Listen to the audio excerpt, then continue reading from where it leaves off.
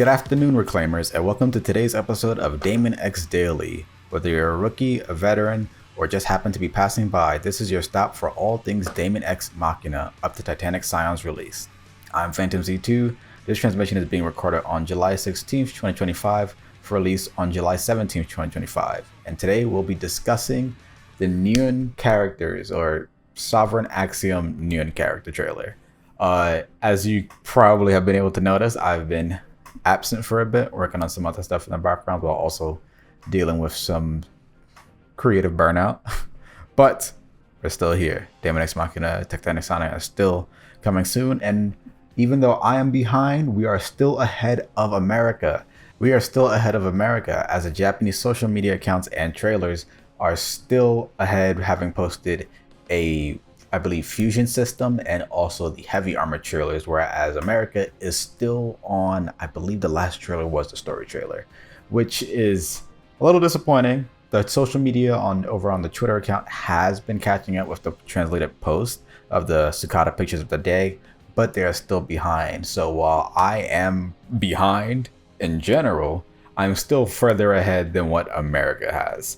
So, well, America officially has, in terms of like Marvel is publishing out the information. So let's just head right into NEUN so we can catch up and check out their trailer. The Sovereign Axiom, Military Bureau of the Special Services 9th Division, NEUN.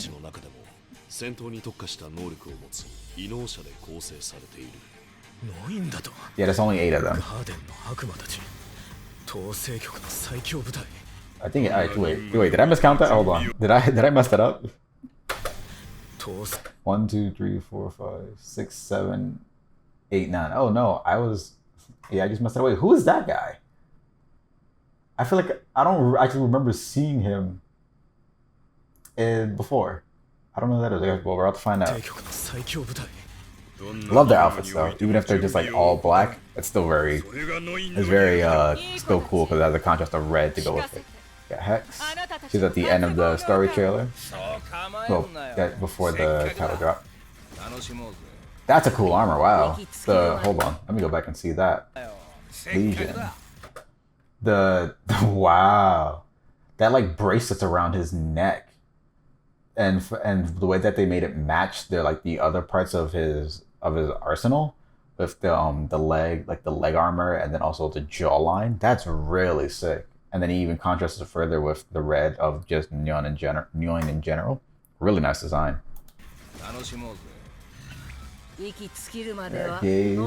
Who so far is the coolest character to me, but having a badass old lady that even seems like she might be iffy on what side she's on. Yaiba. Okay. Whoa, we did not see this character in the trailer, I don't think. Maybe? I don't... Arachne. She does not look familiar at all. Nerve, which is the second... Nerve is supposed to be the kind of rival character to Nova. I believe they were both raised in the garden, but of course now they're at odds because Nerve crash landed, and I believe is either just a mercenary or doesn't remember, or probably lost their memories and now is working for the Reclaimers. Bullet, who has a crazy design in the art, which we'll see in a second. Void, who is a leader. Are we not going to see him outside of his arsenal? I mean, we did it just earlier, but they're not showing it him again. Interesting.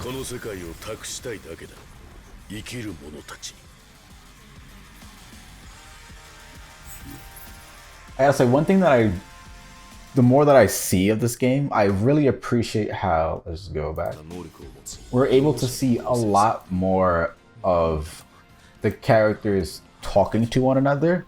Because in the original DAEMON X Machina, what you would see is that, of course, characters would be in their arsenal, but with the arsenals being more, like any other type of mech, really bulky, really big, anytime that would actually cut to a character, you're often seeing them inside their arsenal, which is essentially like a black void with the rib cage of the arsenal that they're currently seated in. Having these types of arsenals means that now characters are interacting closer to one another, but also their arsenals being more fit to their body allows them to express themselves kind of like just more like a human.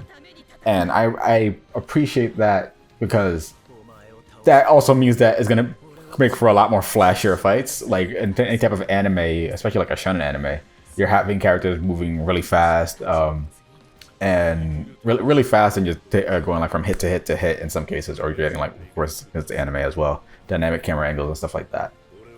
Here, already in the in Daemon X Machina, because of his fantastic visual style, you would already get some nice shots collided with the mecha aspect as well.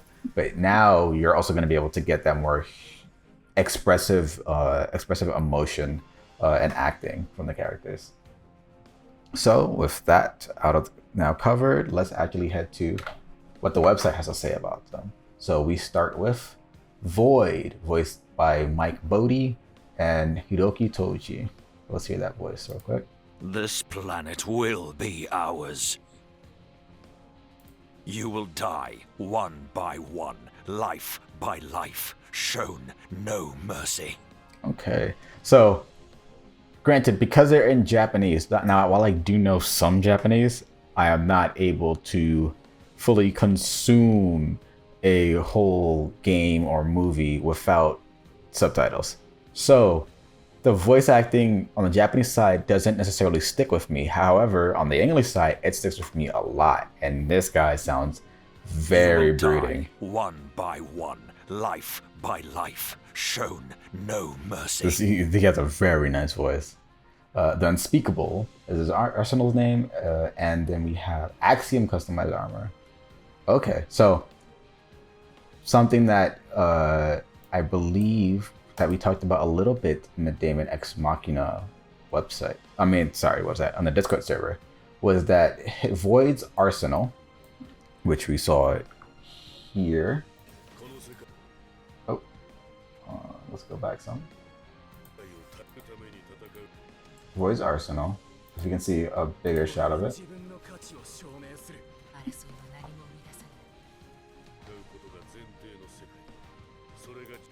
I think like right here, or maybe in the legs. But so there's certain parts of his arsenal that, if we just go to the product section, so it may be a bit hard to see it, and as I'm editing, I'll put the bigger photo of the arsenal here. But it looks like parts of his arsenal are similar to the Bahamut arsenal that you get from pre-ordering the game or having it as an early purchase unlock. And that, one thing that I was theorizing with the something that I was theorizing with the fellow users that was in the Daemon X Machina Discord server, is that it's probably the case that our arsenals are what we happen to like scrap together from either having fought the Sovereign Axiom, well, the Reclaimers having fought the Sovereign Axiom over how long, or potentially, given the fact that there's going to be some arsenal, there may be some arsenal technology that we have, that as in the Reclaimers have, that the Sovereign Axiom gets a hold of and then customizes it themselves. Or that could be what happened in the past, and now we're just we're kind of at the point where they already took it.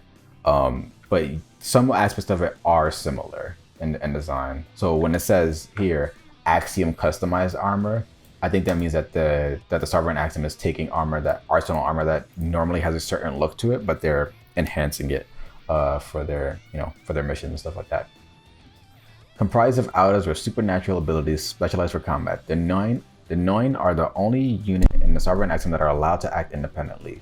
Void, the leader of the Demons of Heaven, is a veteran with the skill to quiet and unite the NEUN, feared even among his peers for his ruthlessness in carrying out any mission, regardless of whether the target is human or outer. His ability to manipulate gravity is second to none, making him the most powerful outer in the Sovereign Axiom. Okay, so that's interesting, because you can technically count it as gravity, but it's more like space distortion.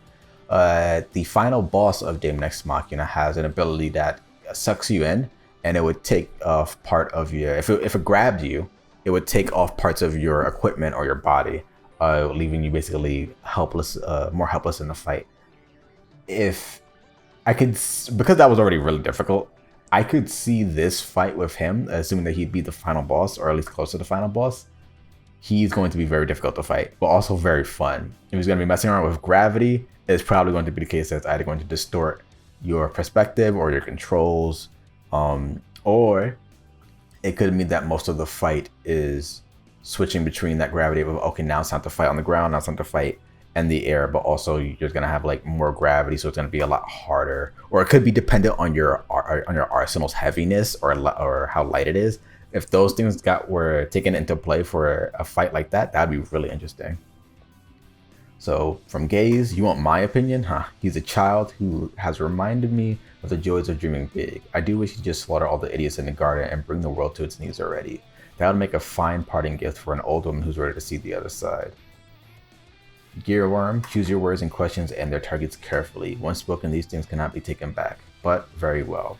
He has acted as both blade and shield for all of us, not just the NEUN, but countless other soldiers who owe him their lives. That is why I must be his blade and shield in turn, even if it should cost me what little I have left of my body. And Hex, the chief, he gave all of us a place to go, a bunch of outsiders with nowhere else to belong. Now I have a home and a family, friends, enemies, whatever. None of that matters to me. Nobody will stand in our way and live. Now get out of my face. This is okay. This is interesting. It seems like that these outers, despite being part of, I believe they're also part of the Garden and the Sovereign Axiom, were still outcast. So why, if they're fighting assumingly for the rule of outers, and the Garden is also facilitating these outers, yeah, why not just have them? Or I think the answer would be because since outers are, I think they mentioned that outers are being more human made. If that's the case, then there might be something that humans have to keep the outers in check. Potentially, maybe. Let's move on to Gearworm next. So we have voiced by Frank Todaro and Japanese voiced by Shinsuke Sakuya. Let's hear that voice. Gearworm does not wear an arsenal, by the way, because he is his arsenal. We are always fully prepared for any outcome. That is the way of the NEUN. Of a NEUN. You'll pay with your lives! We are always fully prepared for any outcome. That is the way of the NEUN. He sounds like a pirate to me. Second ranked in the NEUN, having lost over 90% of his body, Gearworm lives off of his arsenal technology. This feat would be impossible for any other being, but through Gearworm's special ability known as cell fusion, he's capable of incorporating foreign matters into his own cells. Additionally, he has exceptional neurotransmission abilities compared to other outers, which allow him to not only connect the machines effortlessly, but to also use mechanical circuits as though they were his own nerves. Okay. So I can imagine his boss fight would probably take place in an area where there's a lot of technology around. He's able to utilize it to like basically manipulate the field. Ever the faithful soldier, he has fought more and lost more than anyone else. He is irreplaceable to me as a friend, comrade, and family. It is so interesting to hear the villains talk about each other as friends and family, in the same way that the Reclaimers are doing that as well. It kind of makes them no different from each other, but they are fighting for different things. I hope we get a lot of, based upon what we're seeing, we're already getting a lot of time. We will be getting a lot of time to see them. And already because, Titanic Scion is going to be so different from DAEMON X Machina, where from the get-go we have a stated villain, and those villains are other people rather than just, the faceless immortals. The story is going to be a lot more interesting this time around. It's not that DAEMON X Machina's story was bad, it had some faults, and because there's also the aspect of you kind of don't know who the villain is, or I guess more that every other character doesn't know who the villain is in most cases, rather the fact that but it takes a little bit of a while before it to like be really clear cut that, okay, we're focusing on this character as being the villain, and now you fight against their whatever it is that they're doing. Here, it's who the villains are right from the get-go, but also with there being so many villains, and also what the story is about, you're basically getting familiarized with the villains as like developed characters, as a developed unit, and that's way more interesting, I think, this time around. He gets as many looks as I do. He's all machine. I'm an immortal. They stared because we're different. Of course, people who gave us these looks also disappear so easily. What happens to them, you ask? Me, obviously. And you'll be next. And you'll be the next I make vanish. Just a moment. Let me catch my breath. Use my inhaler. Now what did you want to know? Oh, what I think of Gearworm. When all is said and done, I wish only for his happiness, and I do mean that. What, you don't believe me? No, this is no facade. The man has suffered enough. Wow. Alright, Gaze. Carl Janus, Tomoko Shiota as her voice actor. Let's see. Robbing an old woman of what little remains of her golden years. Shame on you. I love this voice. It sounds a little bit similar to Laharl. And no, not Naruto, but definitely Laharl. Choose your battles wisely, young one. What you see now is merely an illusion. Okay. Third ranked in the NEUN, an elderly warrior who has led a life full of bloodshed, reflecting the struggle she has lived. Gaze uses her own blood as a medium for her abilities. Blood from her wounds become acidic, harming those who drew it, while light from her eye, hidden by an eye patch, paralyzes those who see it. With one foot in the grave herself, she throws those who would face her as enemies into Death's arms without hesitation. A walking paradox. She wished for Death's, sought those who would grant it to her, yet still lives now, acting as Death's messenger herself. Tread carefully if you wish to keep your life. Nerve. I'm already among so many amazing fighters, but she's one of the strongest of all of them. I hope I can earn her respect as a member of the NEUN. Legion. The story of her life is a painful one, but there's a good heart inside the Wicked Witch when you can reach it. Why, if I were her age, or if she were mine, I might have fallen for her. Interesting. I wonder how much we'll actually see of characters' backstories, if those will be like special side missions that you can choose to do, because they talk about each other's like history of what they suffered through, but also because of the villains, we probably won't get to see that, which would be a little unfortunate, but still. Hex Melali, voiced by Hiroko Ushida in Japanese. Let's hear that voice. I'd be happy to take your lives, every last one. I'll feed you to my lovelies. Her voice sounds familiar. Is that I'll feed you to my lovelies.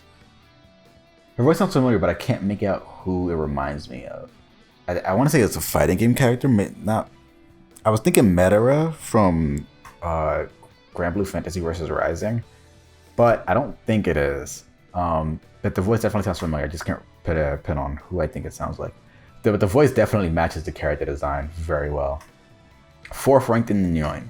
Hex emits chemicals from her hair that grant her the power to control immortals. The amount of immortals she can control is not fixed and fluctuates depending on her emotions. Even Hex herself does not know the limit of her power. Those who have witnessed her have been paralyzed with fear and able to do anything but watch as she laid battles fields to waste with a horde of immortals at her command, which is something that we saw in the story trailer. From that reputation, she has earned the title Queen of the Immortals. Yaiba. She is beautiful, unique, and charming, but take caution. Every rose has its thorns, but from a member of the NEUN, even a simple prick can prove deadly. I dare not cross her and suffer her wrath. If I had no choice but to cross blades with her, elimination would be my only option. Gearworm. None have stood against her and lived to tell the tale, except of course for the NEUN. Any who are brave and foolish enough to try shall suffer an eternal agony as immortals. Shall suffer. So she also causes them to become immortals? Is she like... Actually, wait, what was that? What did she say again? I'll feed you to my lovelies. I'd be happy to take your lives, every last one. Because that's just more like a I'm gonna kill you type of statement. But feed you to my lovelies makes it sound, and this statement makes it sound like she can cause people that she kills to also become immortals, or perhaps take their consciousness and put them in an immortal. That's a very strange statement. Gaze. Youth and beauty are strengths in themselves, but being pretty and young isn't enough to join the NEUN.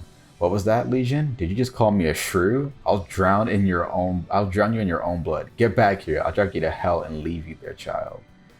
I don't know if this is intentional, but they spelled hell with just one L. That's weird. That's really cute that they just had some fun there. All right, next, Legion. Alejandro Saab. That name sounds familiar. Let's hear the voice. Arsenal Hellhound. No food, no shows, no women. Ugh, the ground is nothing. Oh, that voice sounds very familiar. May I have this dance? Oh, he's Fuji from Disgaea 7. That's okay, that's why he sounds familiar. May I have this dance? Yeah, that is Fuji. Okay, interesting. That's cool. 5th ranked in the NEUN. Due to the tremendous amount of femto within his body, Legion must constantly take medication specifically created for him in order to keep his body from destabilizing. Legion can use femtoparticles to create multiple clones of himself. This ability, known as Mirage, something that we can also use, is normally only possible through the use of an arsenal. Out of the NEUN, each of whom has power equal to that of an entire army, his penchant for theatrics leads some to underestimate his abilities, but in reality, he is second only to Hex in battle prowess. And Hex was number 4. Okay, so they're about just as equal then. And they both have the ability to use a large swath of enemies. In Hex's case, you can use immortals. In Legion's case, he can use himself. Interesting. There's no cure for his level of stupidity, but maybe I could get some peace of mind if I glue that mouth of his shut. Oh, Legion, would you come here? Hey, damn it, another clone? Not again. Gaze. Okay. People always claim to want to stand out, but they can never accept those who actually do. No matter where you go, that never changes. But Legion, somehow, when we talk, all of that ceases to matter. He's a good man. I truly mean that. From Arachne and Gearworm. If you get distracted by his showmanship, then you're already dead. His mask may fool you, but he's seen more fighting and bloodshed than you can imagine. I can't wait to see these characters in action. Oh my gosh. They're making them sound so cool. Alright, Bullet, who you can see has a fucking full-on thong, which is crazy.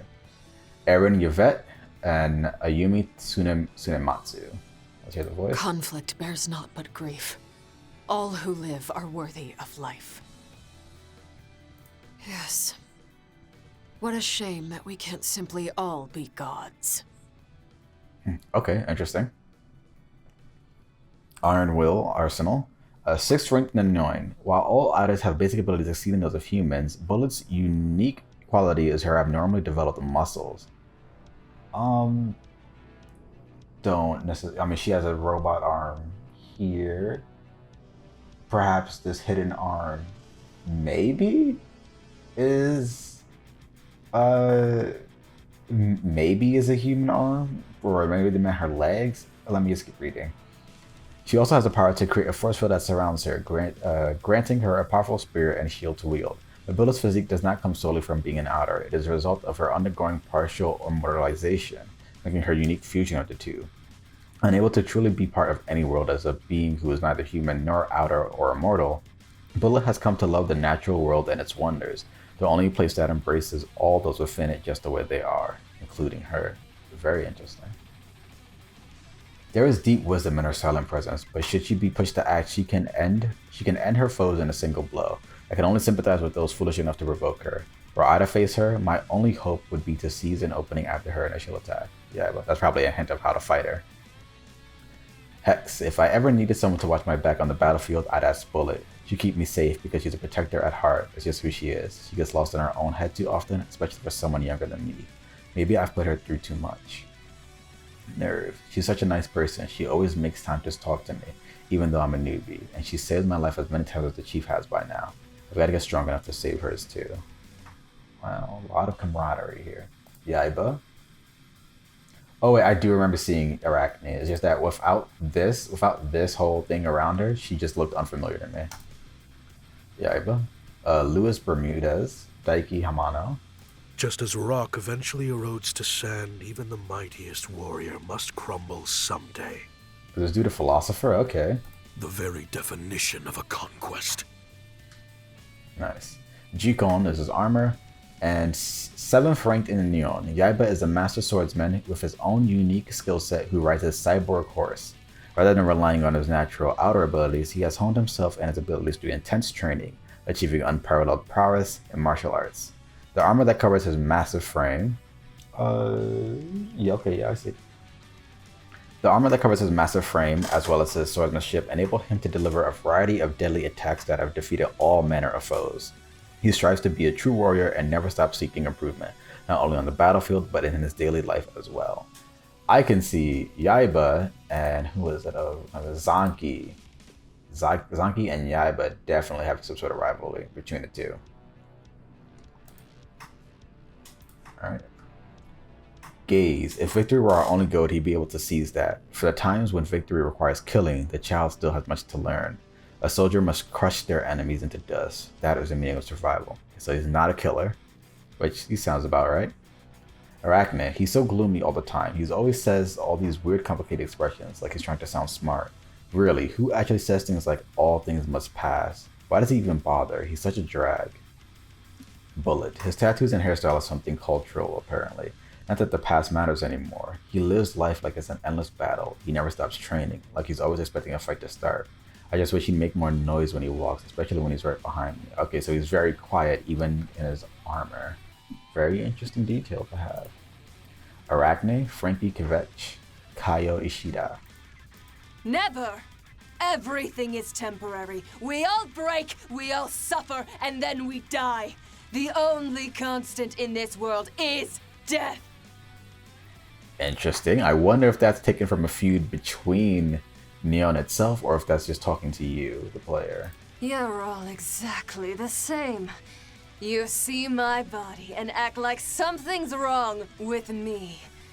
Honestly, you make me sick.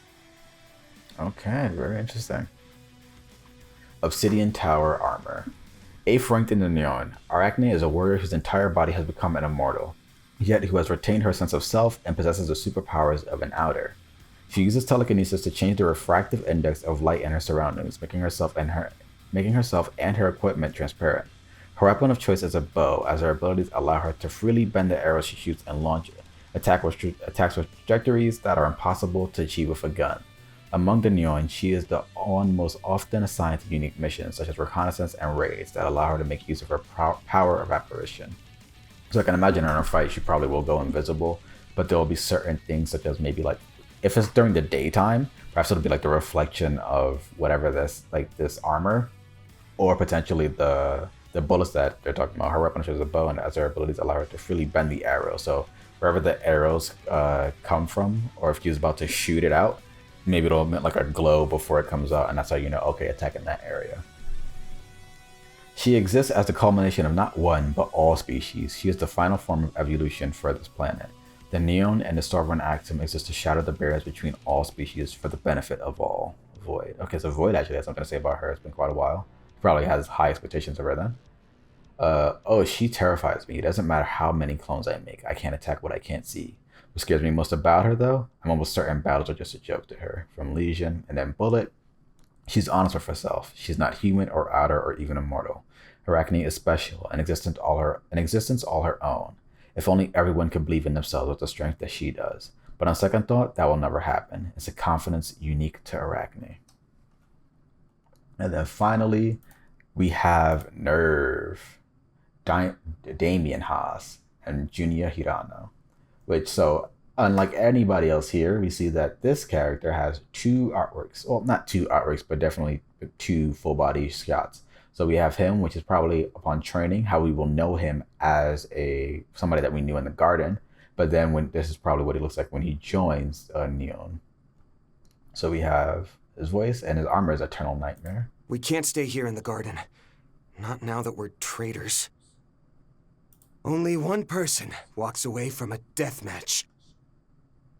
I think this is Rindo. We can't stay I believe. here in the garden. Not now that we're traitors. It sounds like Rindo from Neo, The World Ends With You, and I think it is.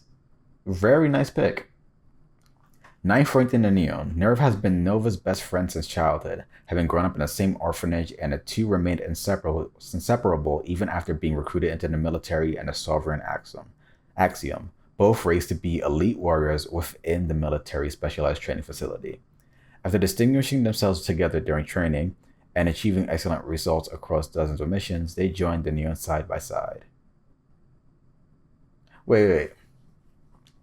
The two when they say are they referring to Nerve?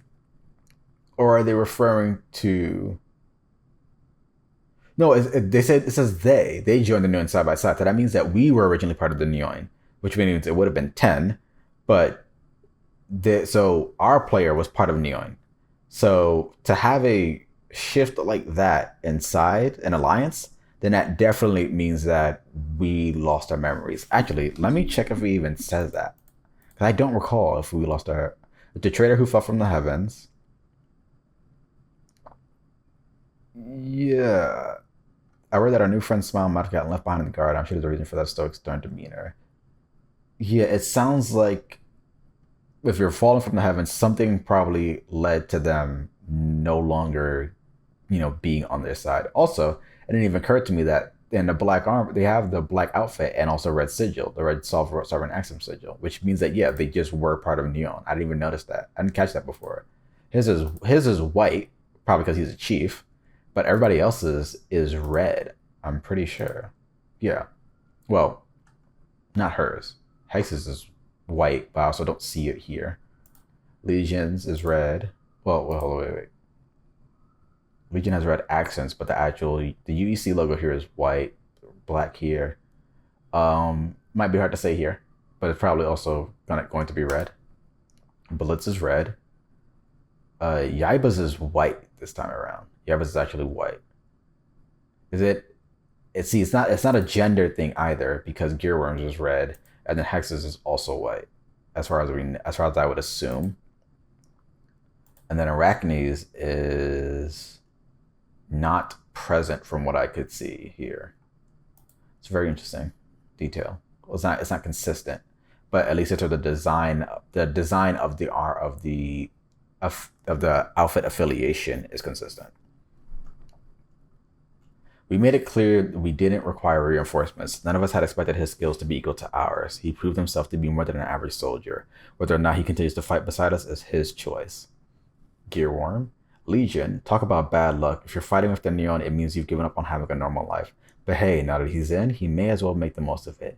Get out there and steal the show, yeah? And then Bullet. He's a good soldier, but sometimes being a good soldier isn't enough to survive. I'm not saying that he should run, but if you can't change your circumstances, you'll only get yourself killed. And that is all of NEUN, which is a very interesting cast of characters so far. I am quite surprised to basically see how much I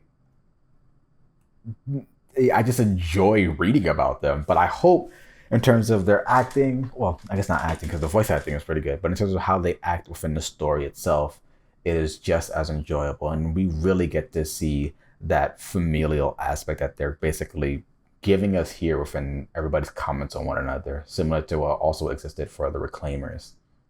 And with that, that is our coverage of the NEUN and also the coverage of all the characters so far. There is a fourth section here that we don't know what it's going to be yet. It's probably going to be the big bad that was at the end of the story trailer, like right after the title drop. So, which is, he had like those huge freakish hands and the X forming in his core. So it'll probably be him, or maybe it'll be the affiliation of him that is even higher within the Sovereign Axiom. Can't say for sure, but that's my guess. Anyways, that's it for today. And the next time we'll be covering, I believe, the Fusion System trailer, as once again, the Japanese marketing is ahead already, but the American is not. So that will also be in Japanese. So we'll be trying to go through that and basically make out what I can. Thank you for watching.